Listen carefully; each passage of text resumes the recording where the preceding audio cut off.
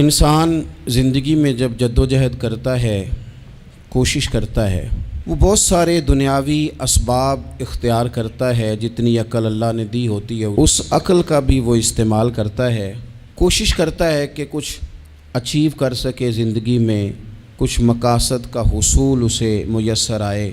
عزیز بھائیوں، ایک بات اپنے ذہن میں اچھی طرح بٹھا لیں اور لکھ لیں کہ زندگی میں جو کسی بندے کو کامیابی حاصل ہوتی ہے وہ رب تعالیٰ کی مدد سے حاصل ہوتی ہے۔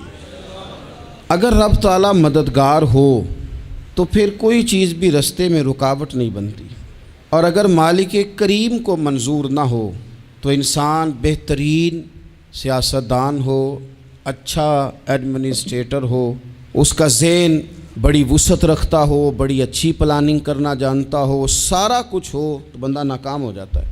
مسلمانوں کو جتنی کامیابیاں ملیں ان کا پس منظر صرف اتنا تھا کہ اللہ تبارک و تعالیٰ نے اپنے بندوں کی مدد فرمائی، اور اب تعالیٰ نے قرآن مجید میں اس حقیقت کا بیان کیا، فرمایا بل اللہ مولاکم، فرمایا بلکہ اللہ تمہارا مولا ہے، وَهُوَ خَيْرُ النَّاصِرِينَ، اور وہ بہترین مددگار ہے۔ وہ جو رب تمہارا مولا ہے وہ بہترین مددگار ہے، اور اگر وہ مدد کرے تمہاری، سورہ آل عمران میں آگے جا کے ارشاد فرمایا اگر اللہ مدد کرے تو پھر تم پر کوئی غالب نہیں آ سکتا، اور اگر وہ تمہاری مدد چھوڑ دے تو پھر کوئی تمہاری مدد کر سکتا، کوئی مدد نہیں کر سکتا۔ بدر کی جنگ بھی اور فتح مکہ بھی رمضان المبارک میں ہوا ہے۔ میں دونوں پر غور کر رہا تھا تو ایک نیا مضمون میرے ذہن میں آنے لگا۔ بدر کی جو جنگ ہے اس میں بھی ایک عجیب انقلاب آیا ہے کہ 313 نے 1000 سے مقابلہ کیا، اور جن 1000 سے مقابلہ کیا وہ اسلحے سے لیس تھے، اور یہ جو 313 ہیں ان کے پاس 6 زرہیں، 8 تلواریں، چند گھوڑے، لیکن اللہ نے کامیابی دی تو خود رب نے بیان کیا کس طرح دی، فرمایا وَلَقَدْ نَصَرَكُمُ اللَّهُ بِبَدْرٍ وَأَنْتُمْ أَذِلَّةٌ۔ وہ کامیابی اس طرح ملی ہے کہ رب نے تمہاری مدد کی تھی، تم تو کمزور تھے، اللہ نے بدر میں تمہاری مدد کی، تم جیت گئے۔ وَلَقَدْ نَصَرَكُمُ اللَّهُ بِبَدْرٍ وَأَنْتُمْ أَذِلَّةٌ، اللہ نے بدر میں تمہاری مدد کی، تم تو کمزور تھے۔ پھر فتح مکہ نصیب ہوئی تو اس میں بھی بہترین منصوبہ بندی نبی پاک علیہ السلام نے فرمائی، بہترین حکمت عملی حضور نے اپنائی، لیکن ہمیں جو اللہ رسول نے بات سمجھائی وہ کیا ہے؟ اذا جاء نصر اللہ والفتح، فرمایا جب اللہ کی مدد آئی اور فتح نصیب ہو گئی۔ یہ اللہ نے مدد فرمائی تمہاری، یہاں بھی فتح مکہ بھی اللہ کی مدد سے، جنگ بدر بھی اللہ کی مدد سے۔ وہ جو مدد ہے اللہ تعالیٰ کی، جب وہ ہم یہ کرتے ہیں کہ ہم اپنی ساری زندگی سیاست کی نظر کر دیں، ہماری سیاست صرف ملک میں نہیں ہوتی، ہماری سیاست خاندان میں بھی ہوتی ہے، ہم گھر کے اندر بھی سیاست کرتے ہیں، ہم کسی خاص طریقے سے لوگوں کو اپنے پیچھے چلانا چاہتے ہیں، ہم ایک خاص اسلوب اختیار کرتے ہیں کہ لوگ ہمارے پیچھے چلیں۔ اس کا نقصان ہمیں یہ ہوتا ہے کہ سیاست جو ہوتی ہے یہ شطرنج کے ہیر پھیر کی طرح ہوتی ہے، تو اس کے راز بڑی جلدی کھلنے لگ جاتے ہیں، پتہ چل جاتا ہے کہ بندہ مخلص نہیں تھا، سیاست کر رہا تھا، طریقے سلیقے سے اس نے جوڑ کے رکھا ہوا تھا۔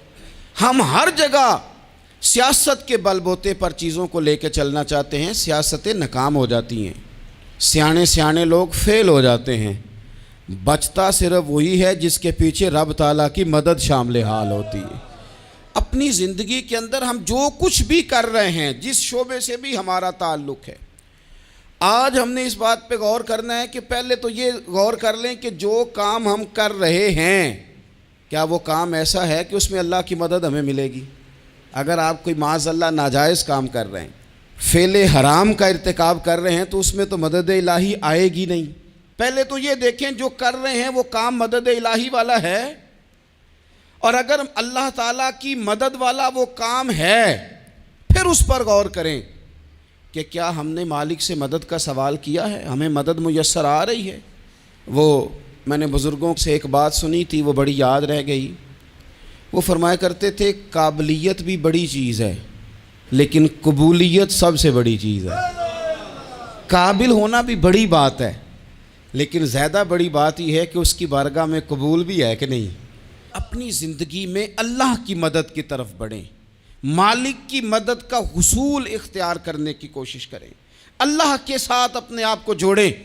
اگر اللہ کی مدد نصیب ہو، یہ جو ہم جتنا ڈرتے رہتے ہیں، سہمے رہتے ہیں، پریشان رہتے ہیں کوئی کیا کر دے گا، ہمارے ہاں نا ہر شعبے میں معاذ اللہ ایک مافیا ہے، الا ماشاء اللہ۔ وہ مافیا کہتا ہے میرے ساتھ ملو گے تو میں چلنے دوں گا، ورنہ میں نہیں چلنے دوں گا، مارکیٹ میں آ ہی نہیں سکتا فلانا بندہ، چونکہ یہاں ہمارا قبضہ ہے۔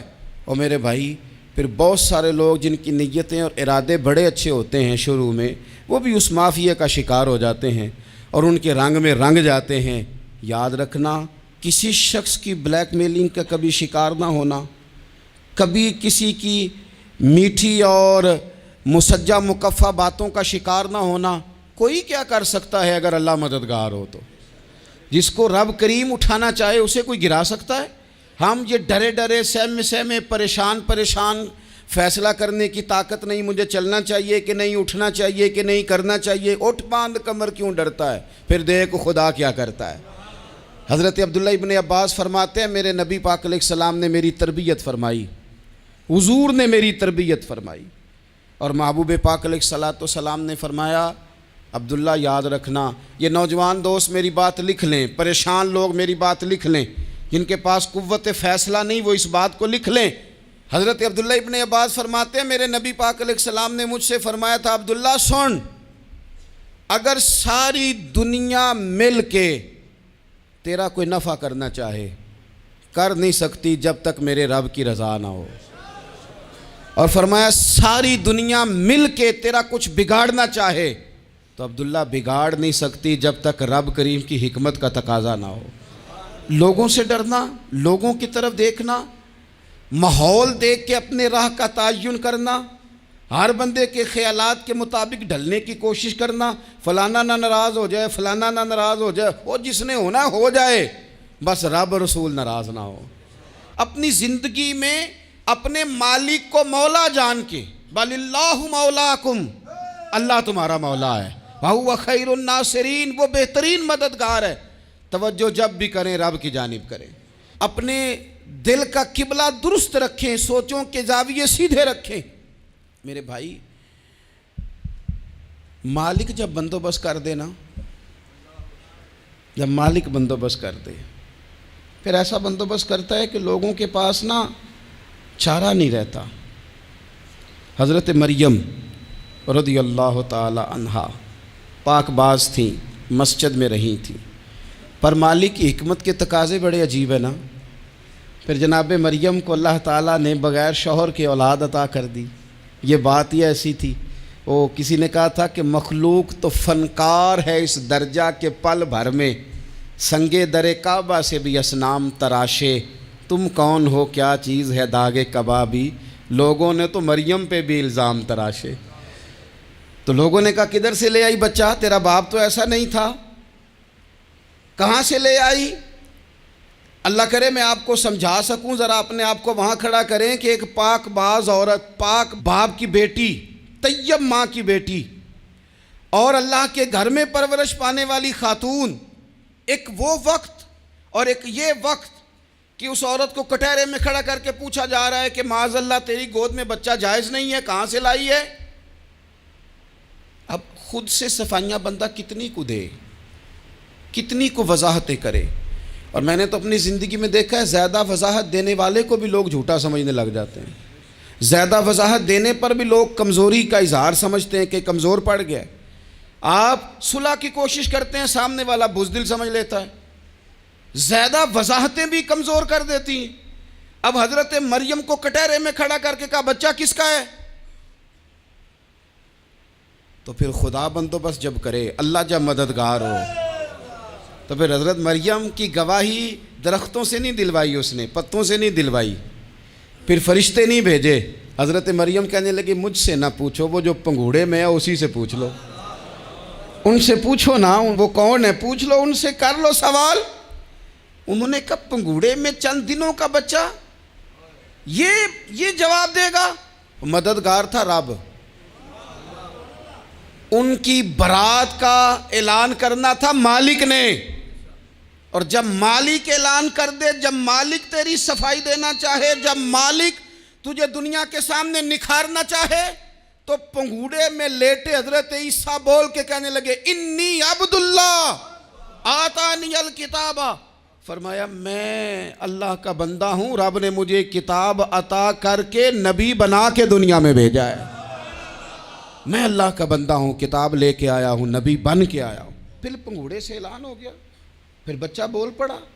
और ये एक दफ़ा नहीं बात हुई, ये बनी इसराइल में एक जुरैज नाम के शख्स भी थे जो नमाज़ पढ़ रहे थे। बाज़ ने लिखा है नफल नमाज थी, अम्मा ने पुकारा तो आए नहीं, तो माँ के मुंह से निकल गया तू इतनी देर तक मरेगा नहीं जब तक किसी बेहया औरत का मुंह ना देख ले। तो वो इबादत गुजार थे, लेकिन लोगों ने उनकी इबादत, रियाजत, परहेज़गारी को नहीं देखा। बस एक औरत को भेज के इल्ज़ाम लगवा दिया। वो औरत आया जाया करती थी, अब आ जाती हैं औरतें, मसला पूछने की नीयत से भी आ जाती हैं। माहौल में कुछ जगह ऐसी भी हैं जहाँ औरतें दम कराने के बहाने आ जाती हैं। वो खातून आती जाती थी उस खानका पे, आस्ताने पे, ये बुखारी में मौजूद है, पर उसने कहा मेरी गोद में जो बच्चा है ये इन्हीं का है। मुझे बताएं कैसे बंदा वजाहत दे। हालात ख़राब हो गए, लोग कुटिया जलाने लगे, माहौल और तरह का बन गया। मेरे नबी पाक अलैहिस्सलाम फरमाते हैं फिर उस रब के बंदे ने कहा मालिक तू करीम है, तेरी मशीयत का तकाजा आया जो मेरी माँ ने जुमले बोले थे, पर अब मैं वजाहत देने के काबिल नहीं रहा, अब तू ही करम करेगा तो दरवाज़ा खुलेगा। तो वो चंद दिनों का बच्चा पंगूड़े में बोल के कहने लगा मैं इस दरवेश का नहीं, मैं तो फलाने चरवाहे का बच्चा हूँ, वो जो बकरियाँ चराता है। रब की मदद को पुकारें, अपने साथ अपने मालिक की मदद को शामिल करें, थोड़े रिस्क पर भी गुजारा अच्छा होने लग जाएगा। सारे लोग आपको गिराने की तदबीरें कर रहे होंगे और मालिक आपको इज्जतें अता फरमा देगा, उसकी बारगाह से हिकमत का तकाजा और हो जाएगा। हमने सारी ज़िंदगी लोगों को राज़ी करने में गुजार दी, सारी ज़िंदगी बुढ़ापा आ गया बच्चों को पालते, और बच्चों ने आखिरी उम्र में कह दिया अब्बा अगर कोई ढब का काम कर लेते तो आज हमारे दिन भी फिर न जाते। सारी ज़िंदगी गुजार दी बहन भाइयों को राज़ी करने में, सारी ज़िंदगी गुजार दी जिम्मेदारियां उठाने में। उनको 99 दफ़ा दिया, एक दफ़ा नहीं दिया तो उन्होंने कह दिया तूने तो कभी दिया ही नहीं, तू था ही नहीं। सारी ज़िंदगी मोहल्लेदारों, इलाके वालों को राज़ी करने में गुजार दी। और मैंने ऐसे लोग भी देखे दीन के लिए वक्त गुजारा, लेकिन जब बुढ़ापे में दांत काम ना करते थे तो वक्त के मुफ्तियों को भी मस्जिदों की कमेटियों ने कह दिया अब आपकी समझ नहीं आती, हमने ख़तीब को यौर रखना है, न देखो दुनिया की तरफ, दुनिया रुला देती है, न राज़ी करो बंदों को, बंदे थका देते हैं, न पीछे भागो हर वक्त दुनियादारों के, ये इंसान को कमज़ोर कर देते हैं। वो तो करीम ही बड़ा है, 2 आंसू ज़मीन पर बाद में गिरते हैं, बंदे के गुनाह सारे पहले माफ़ फरमा देता है। अल्लाह की मदद का हुसूल, अपने मालिक की मदद की तरफ बढ़ना, आपको बदर की जंग भी यही दरस देगी, आपको ओहद का मैदान भी यही सबक देगा, फतेह मक्का भी यही सबक देगा। मेरे दोस्तों, जब रब मदद फरमाए, जब अल्लाह मददगार बने।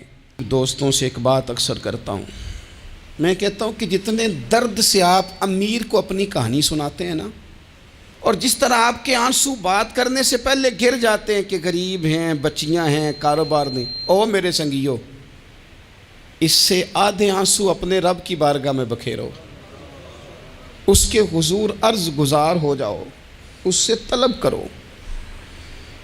एक वक्त इंसान पर ज़िंदगी में ऐसा आता है कि उसे यूँ महसूस होता है कि मेरा साया भी ज़रा सा पीछे हट गया है, उसे यूँ लगता है कि मैं किसी सहारे पे हाथ डालता हूँ तो वो भाग जाता है मुझसे।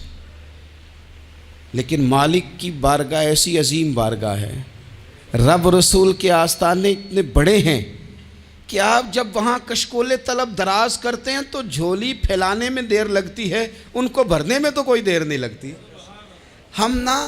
हमने अपना सोच का किबला ही दुनिया को बना लिया है।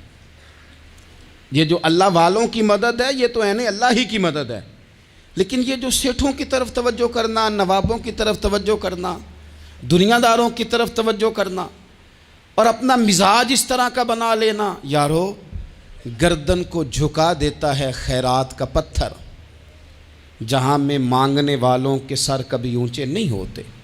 اور اقبال کہتے ہیں غیرت ہے بڑی چیز جہان تگ و دو میں، پہناتی ہے یہ فقر کو تاج سردارا۔ میں عرض کروں گا کہ اپنی آپ جب توجہ کا قبلہ اللہ رسول کو بنائیں گے تو رب فرماتے ہیں وَيَرْزُقْهُ مِنْ حَيْثُ لَا يَحْتَسِبُ، میں نہ تجھے وہاں سے رزق دوں گا جہاں سے کبھی تیرا گمان بھی نہیں کیا ہوگا، یہاں سے بھی مل سکتا ہے، تو نے سوچا بھی نہیں ہوگا۔ بخاری شریف میں حدیث ہے، حضرت جابر ابن عبداللہ فرماتے ہیں نبی پاک صلی اللہ علیہ وسلم نے 300 لوگوں کا ایک لشکر روانہ کیا کسی مہم کے لیے، کسی جہاد کے لیے۔ حضرت ابو عبیدہ بن جراح رضی اللہ تعالیٰ عنہ امیر لشکر تھے۔ فرماتے ہیں غربت اتنی زیادہ تھی، بھوک اتنی زیادہ تھی کہ ایک ایک کھجور دن میں ایک وقت کھانے کو ملتی تھی، اور کچھ دن ایسے آئے کہ اب کھجور بھی نہیں مل رہی۔ فرماتے ہیں اتنی زیادہ بھوک لگی مجاہدین کو 300 بندہ پتے کھا کے گزارا ہونے لگ گیا۔ یہ بخاری میں موجود ہے۔ آپ فرماتے ہیں کہ دریا کے کنارے ہمارا پڑاؤ تھا، ٹھہراؤ تھا، جب بھوک سے نڈھال ہو گئے نا، وَيَرْزُقْهُ مِنْ حَيْثُ لَا يَحْتَسِبُ، اللہ وہاں سے روزی دیتا ہے، گمان بھی نہیں ہوتا۔ فرماتے ہیں ایک مچھلی اللہ تعالیٰ نے دریا کے کنارے بھیجی، فرماتے ہیں وہ تھی تو مچھلی پر پہاڑ جتنی تھی۔ بخاری میں لفظ ہیں، حضرت جابر ابن عبداللہ رضی اللہ تعالیٰ عنہ فرماتے ہیں 300 آدمی 18 دن تک اس مچھلی کو کھاتے رہے، مچھلی ختم ہی نہیں ہوئی۔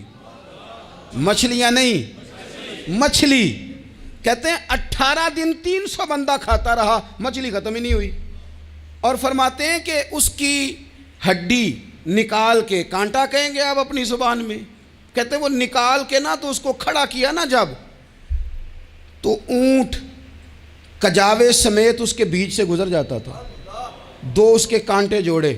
فرماتے ہیں وہ اس کا گوشت ہم کھاتے تھے اور اس کی چربی بطور تیل کے ہم جسموں پہ ملتے تھے، بیماروں کو اس سے سکون آتا تھا، تندرستی شفا ہوتی تھی۔ فرماتے ہیں ہم کھایا بھی ہم نے، اور کچھ لے کے ہم مدینے بھی گئے، اور قربان جائیں نبی پاک نے بھی اس میں سے کھایا۔ ہم نے عرض کی حضور یہ معمہ کیا ہے، یہ ماجرا کیا ہے؟ تو محبوب نے فرمایا تمہارے پاس غذا نہیں تھی، رب نے تمہارے لیے بندوبست کیا ہے، اللہ نے تمہیں دیا ہے۔ مکان شروع کر لیا، ایک صاحب نے وہ مکان بنانے لگے، آپ وہ حساب لگا رہے ہیں، کہتے ہیں میرے پاس اتنے پیسے ہیں، اتنے میں نے فلانے دوست سے کہنا ہے اس نے دے دینے، اتنے فلانے رشتہ دار سے کہنا ہے اس نے دے دینے، اتنے فلانے سے کہنا ہے اس نے دے دینے۔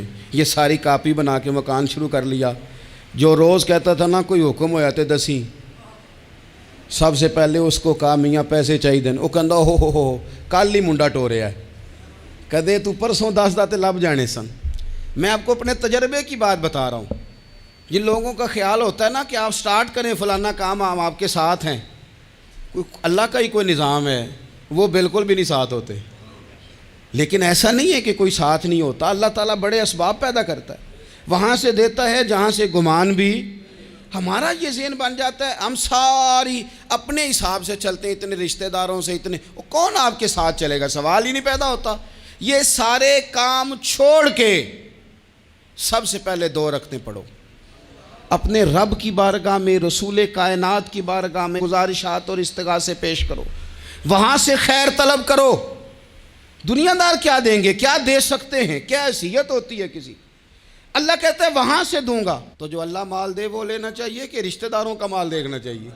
جو اللہ دے وہ لینا چاہیے کہ سیٹھوں نوابوں کی جیبیں دیکھنی چاہیے؟ جو اللہ دے وہ قبول کرنا چاہیے یا دیکھنا چاہیے کون سا آدمی کہاں پہنچ گیا؟ چھوڑو، اپنی مٹی پہ چلنے کا سلیقہ سیکھو۔ کسی کے سنگ مرمر پہ چلو گے تو پھسل جاؤ گے، پھسل جاؤ۔ اس پر ایک اور بات عرض کر دوں، صحیح بخاری سے، مسلم سے ایک اور بات۔ کچھ چیزیں ایسی ہیں جن سے اللہ کی مدد آتی ہے، مدد ملتی ہے۔ ایک چیز ان میں سے ایسی ہے جس سے بہت مدد نازل ہوتی ہے، وہ ہے کہ جب رب آپ کو دے نا تو پھر آپ بھی اس کے رستے میں دیں، پھر مدد آتی ہے، پھر اور آتا ہے۔ بخاری مسلم میں حدیث ہے، یہ زیادہ ہی توجہ طلب امر ہے، اس پر آپ غور کریں گے۔ حضرت ابو ہریرہ فرماتے ہیں کہ نبی پاک علیہ السلام نے فرمایا ایک شخص نے بادلوں کے اندر سے آواز سنی کہ فلاں آدمی کا کھیت اور باغ خشک ہو گیا ہے، وہاں برسو اور اس کے کھیت کو سیراب کرو۔ وہ بڑا حیران ہوا کہ بادل سے آواز آ رہی۔ پھر اس نے دیکھا کہ ایک پہاڑی پر بارش ہوئی، وہ بادل وہاں برسا، پھر نالیوں سے ہوتا ہوا پانی ایک طرف چلا تو جس نے آواز سنی تھی حضور بیان کر رہے ہیں، وہ بھی پیچھے پیچھے چلا کہ پانی کدھر جا رہا ہے۔ اس نے جا کے دیکھا کہ ایک مقام پہ ایک باغ کو وہ پانی لگ رہا ہے اور ایک آدمی وہ پانی لگا رہا ہے۔ اس نے اس سے پوچھا تیرا نام کیا ہے؟ اس نے کہا کیوں؟ کہنے لگا بتا نا۔ اس نے نام بتایا تو کہنے لگا یہی تو وہ نام ہے جو میں نے بادلوں کے اندر سے سنا ہے کہ فلاں کے کھیت کو پانی دے دو۔ اس نے کہا یار تو کیا عمل کرتا ہے کہ اسپیشل تیرے لیے بارش برسے؟ یہ بخاری پڑھ رہا ہوں، سیاستہ سے حدیث عرض کر رہا ہوں۔ اس سے پوچھا تو کیا کام کرتا ہے کہ جناب اللہ تبارک و تعالیٰ کا حکم کرم آیا کہ خاص تیرے لیے پانی برسے اور تیرے کھیت کو سیراب کرے؟ تو اس نے کہا چھوٹا ذمہ دار ہوں، پر جب فصل اگتی ہے تو 3 حصے کرتا ہوں، ایک حصہ اپنے بال بچوں پہ بہن بھائیوں پہ خرچ کرتا ہوں، ایک حصہ پورا، اور ایک حصہ دوبارہ کاشتکاری پہ لگاتا ہوں، اور تیسرا حصہ خالص میں نے مسکینوں، یتیموں اور غریبوں کے لیے رکھا ہوا ہے۔ وہ جو تیسرا حصہ اللہ کرے آپ سمجھیں، وہ رب کے بندوں پہ تیسرا حصہ خرچ کرتا ہے نا، تو کریم مالک نے فرمایا جہاں سے غریب کا حصہ جاتا ہے وہ کھیت خشک نہیں رہنا چاہیے، وہ جہاں سے مسکین روٹی کھاتے ہیں وہ خشک نہ رہے، جہاں سے یتیموں کو کچھ آتا ہے کہیں اس کی فصل رہ نہ جائے۔ میں اور آپ بھی اگر اپنے مال میں مسکینوں، یتیموں، غریبوں کے حصے رکھ لیں گے تو فصلیں خشک نہیں رہیں گی، ان کے اندر تازگی آئے گی، نور آئے گا، کرم آئے گا، خاص کر خدا کی رحمت برسے گی۔ مدد اللہ سے چاہیں، اپنی توجہات کا مرکز رب رسول کی ذات کو بنائیں، پھر آپ محسوس کریں گے کہ بڑی جلدی اللہ تعالیٰ کی مدد آنے لگی ہے۔ کبھی آپ صرف کہہ دیں نا میرا رب میرے ساتھ ہے، اس لفظ میں اتنی طاقت ہے کہ دشمن ویسے زیر ہو جاتا ہے۔ زندگی میں کسی سے بھی لڑائی ہو تو اچھی طرح سوچ لیں کہ اللہ اس طرف ہے یا اس طرف ہے۔ اگر آپ زیادتی پہ ہیں تو پھر رب مظلوم کی جانب ہے۔ اگر اللہ کی مدد آپ کے ساتھ ہے تو دنیا کی کوئی طاقت آپ کو گرا نہیں سکتی، اور اگر آپ مظلوم کے مقابلے میں ظالم بن کے آپ کھڑے ہو گئے ہیں اور آپ نے رویہ وہ اختیار کیا ہے کہ جس میں مدد نہیں آئے گی، تو پھر یاد رکھ لیں کہ آپ کوئی بھی ہیں، کہاں بھی ہیں، آپ کمزور ہیں۔ طاقتور تھے ابتدائے اسلام میں، ظاہری طاقت تھی کفار مکہ کے پاس، وہ ڈنڈوں سے مارتے تھے غریبوں کو، ان کے ہاتھوں میں ڈنڈے تھے، پر خدائی طاقت ان مظلوموں کے ساتھ تھی۔ صاحب زرقانی نے لکھا ہے حضرت زنیرہ رضی اللہ تعالیٰ عنہ ایک لونڈی ہیں، غریب ہیں، ماڑے دا کی کام محمد نس جانا یا رونا، غریب سادی بی بی اور لونڈی کنیزہ، ایک مشرک کی کنیزہ تھی، انہوں نے کلمہ پڑھ لیا، وہ ڈنڈوں سے مارتا، دروں سے مارتا، تکلیف دیتا۔ حضرت زنیرہ رضی اللہ تعالیٰ عنہ کو اتنا مارا، اتنا مارا۔ اب آپ ایک اور پہلو پر بھی غور کریں، مار بھی پڑ رہی ہے پر خدا ادھر ہی ہے، اللہ کی مدد ادھر ہی ہے۔